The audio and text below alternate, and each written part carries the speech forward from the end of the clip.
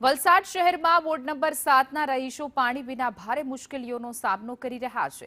છેલ્લા 8 મહિનાથી ધોબી તળાવના ગણેશ મોહલ્લાના 50 જેટલા પરિવારોને પાણી મળ્યું નથી। પીવાના પાણી વિના લોકો પરેશાન છે।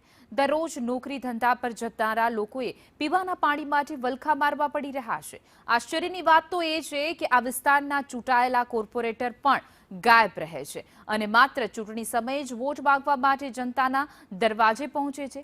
આખરે કંટાળી ગયેલા લોકોએ નગરપાલિકા કચેરીએ હલ્લાબોલ કર્યો હતો અને રજૂઆત કરાતા પાલિકા પ્રમુખે સમયસર પાણી પહોંચાડવાનો વાયદો કર્યો છે।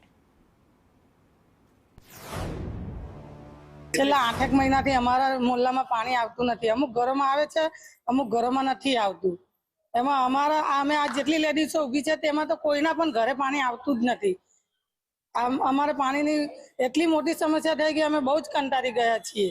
કારણ કે અમે ઘરના કામકાજ કરીએ, કામ ધંધે જઈએ કે પાણી ભરીએ।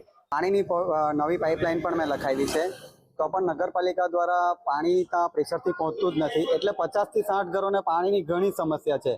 હવે અમારી માતાઓ અને બહેનો બધું ઘરકામ કરવા જાય, રોજનું લાવીને રોજનું ખાવાવાળા હવે પાણી ભરવા જાય કે પછી કપડાં ધોઈ કે વાસણ ધોઈ કે લોકોને કામ કરવા જાય, તો પાણીની ઘણી બહુ મોટી સમસ્યા છે। મારી વારંવાર રજૂઆત છે, એ છતાં પણ કોઈ ઉકેલ આવતો નથી। માણસો આવતા છે, લાઈન ખોદીને જતા રહે થાય એટલે બધા નવા ધોવા માટે બી બોરિંગ પર પાણી ભરવા જવાનું, લાઈન લાગેલી લાંબી, તો નોકરી ધંધાનો ટાઈમ સેટ કરવા જાય કે પાણી ભરવા જાય ને ઘરના 5 માણસ હોય તો 5 માણસ પાણી ભરવા જાય તો અમે એક માણસ કેટલું ભરે ઉચકીને બી નંબર લગાવીને પાણી ભરે। આજે જે વોર્ડ નંબરમાંથી જે મોરચો આવ્યો તો બધી બહેનો આવ્યા તમારી પાસે રજૂઆત લઈને, એની જાણ અમને આજે જ થઈ હતી।